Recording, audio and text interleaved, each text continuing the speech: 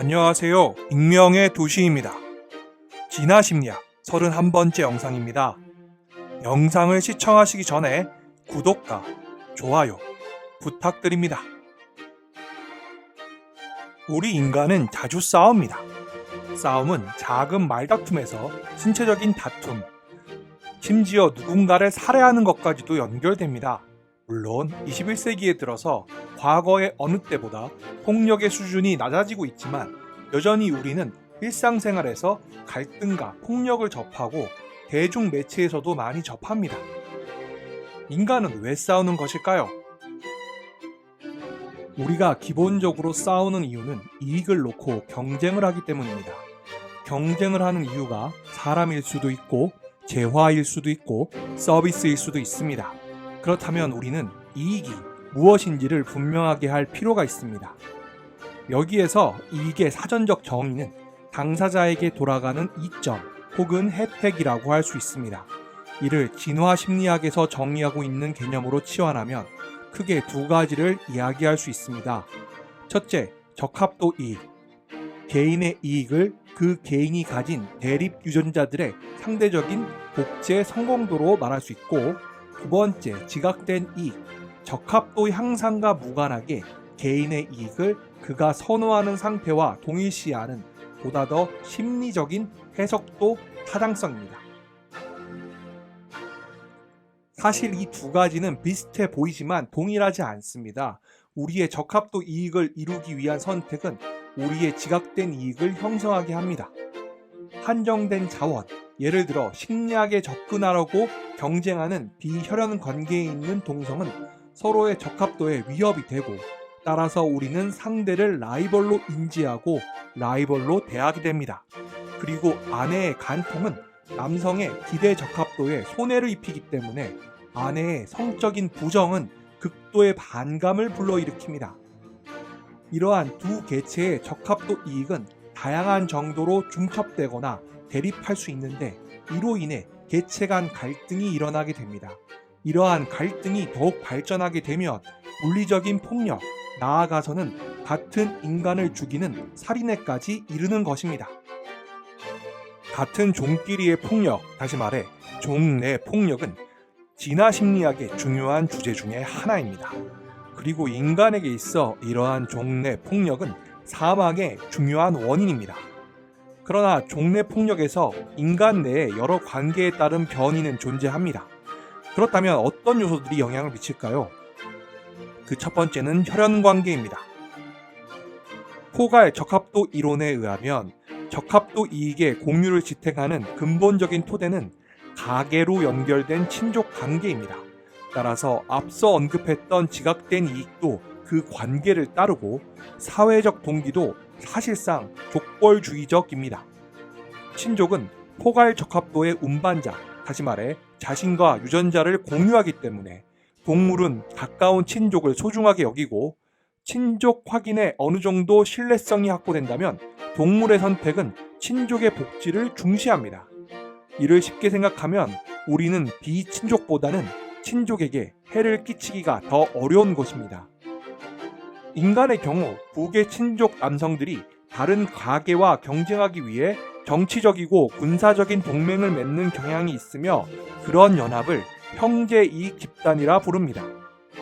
그리고 가까운 친족과 달라붙어 있는 것이 현명한 것은 부족 사회에서 마을 간에 만성적으로 전쟁이 벌어지는 경우에 그치지 않습니다. 전쟁 외에도 힘든 시기에 가까운 친족은 구원이 될 수 있습니다. 연구에 의하면 사망률이 치솟는 상황에서 근접한 지역의 분포에 있는 친족의 밀도가 생존을 결정하는 주요 요인이며, 어떤 경우에는 연령, 성별, 부유함보다 더 중요하다고 합니다. 이는 자신을 보호하거나 자신을 위해 복수해줄 친척이 없으면 살인의 희생자가 되거나 심지어 식인 행위의 사냥감이 되기 때문입니다. 이렇게 설명하면 현대의 대중사회에서는 혈연 관계의 중요성이 분명히 감소했고, 그래서 족벌주의적 편향이 아직도 감지될 만큼 작동하고 있지 않다고 의문을 던지실 분도 있습니다. 그러나 현대 사회에서도 마찬가지입니다. 살인사건에 대한 연구에 의하면 가족 내 살인사건은 미국에서 상당히 드물게 발생하고 다른 곳에서도 마찬가지입니다. 실제로 2000년부터 2010년까지 미국 FBI의 자료에 의하면 미국에서 종결된 살인사건 중 혼인상대와 유전적 친척으로부터 살해당한 희생자의 비율이 채 20%가 되지 않는 반면에 낯선 사람으로부터 살해당한 비율이 약 25%이고 혈연 관계가 없는 지인에게 희생된 경우가 절반 이상이었습니다. 살인사건의 경우 40% 이상이 미제로 남아있고 따라서 희생자와 살인자 관계가 명확하지 않고 미제 살인사건은 집과 같은 사적 공간이 아닌 공공장소에서 일어난 경우가 월등히 많고 또 피해자가 다른 범죄, 예를 들어 강도와 조직폭력의 결과로 희생되었다는 증거도 있기 때문에 종결된 사건과 비교할 때 낯선 사람과 지인이 벌인 사건일 가능성이 높습니다. 정리하면 살인사건은 가족적인 사건이 아닙니다. 그런데 우리가 사극을 볼 때 전형적으로 관찰할 수 있는 것은 친족 간의 살인이 상대적으로 빈번하다는 것입니다. 이는 진화심리학적으로 표현하면 근연도가 높은데도 살인의 확률이 높다는 것입니다. 왜 그럴까요? 형제는 자연스러운 동맹이 될 수도 있지만 밀접한 혈연 관계 자체가 당사자들을 격렬한 경쟁에 몰아넣는다는 것입니다. 전통적인 사회, 누가 누구와 혼인할 수 있고 없는지가 결정되는 곳에서는 형제가 모두 한정된 범위 내에서 혼인 상대를 찾을 수밖에 없습니다. 그러니 그런 사회에서 형제 살해 이야기가 많이 돌고 카인과 아벨의 이야기 같은 기원 신화들이 있는 것도 놀라운 것이 아닙니다. 또한 전통 사회에서는 장자를 우선하는 토지 상속 제도 때문에 형제들은 격렬한 라이벌이 되고 이를 증명하듯 이들 사회에서는 형제 살해가 전체 살인의 약 10%를 차지했습니다. 반면 현대 국가에서의 형제 살해 비율은 전체 살인사건 중 약 2% 정도이며 미국의 경우 1%가 채 되지 않습니다. 오히려 형제 살해는 농경이 발명되어 토지 상속이 이루어진 뒤에야 문제가 되기 시작했다고 보는 것이 맞습니다. 동성과의 폭력, 특히 남성들 간의 갈등 혹은 폭력 외에도 인간 사회에서는 이성짝 사이에서 벌어지는 갈등 역시 매우 흔합니다. 그렇지만 이러한 갈등과 폭력의 이유 역시 적합도 이익이 중첩된 데에서 비롯합니다. 일반적으로 생각하면 적합도 이익을 공유할 이유가 남녀 짝 사이에는 확실히 존재함에도 불구하고 짝의 결속은 쉽고도 빈번하게 흔들립니다. 당신의 유전적 친족은 영원히 유전적 친족이고 그가 어떠한 배신 행위를 해도 그의 번식으로 당신의 유전적 후손이 증대한다는 사실은 변하지 않습니다. 다시 말해 용서와 화해의 심리도 친구보다 친족에게 더 관대하게 적용되는 것입니다. 하지만 배우자 관계는 다릅니다. 만일 부부가 성적으로 일부 일처제를 유지하지 않는다면 한쪽의 적합도를 향상시키는 것이 체계상 다른 쪽의 적합도 이익을 손상시킬 수 있는데 물론 그로 인해 불륜이나 간통과 같은 문제들은 감정적으로 유난히 막강한 힘을 발휘합니다.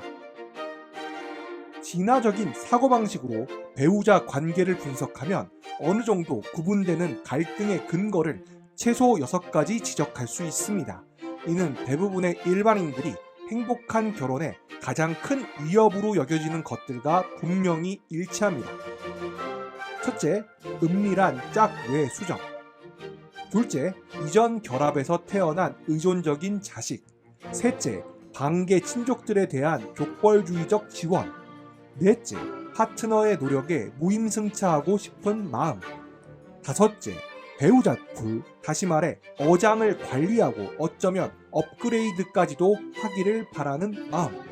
여섯 번째, 주로 남성이 느끼지만 여성도 간혹 느끼는 복수의 배우자를 두고자 하는 열망. 특히 살인으로 끝나는 부부의 갈등은 대부분 어느 사회에서나 남성의 성적 질투가 부채질을 합니다. 성적 질투라는 용어가 파트너의 부정과 자녀 유기에 대한 분노를 포괄한다면 말입니다. 부부의 자녀의 문제에 대해 이야기해보죠.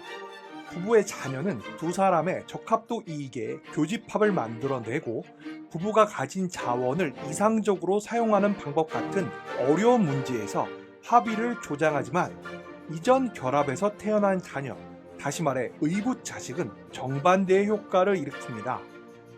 너무나 뻔한 이야기지만 의붓자식의 존재가 이혼율의 상승과 관련이 있으며 의붓자식의 존재가 부부간 폭력의 높은 발생률과 관련이 있습니다. 여성보호소를 찾는 대다수 여성에게 이전 파트너의 자녀가 있다는 것입니다. 지금까지의 연구를 정리하면 한 여성이 이전부터 남성 파트너에게 신체적 폭력을 당하고 있다고 가정할 때 현재까지 나온 증거에 따르면 남성이 결국 여성을 살해할지를 말해주는 통계적 예측 인자는 크게 세 가지입니다. 남성의 자살 이력, 가정 내 총기 보유, 여성과 전 남편 사이에서 태어난 자녀의 존재.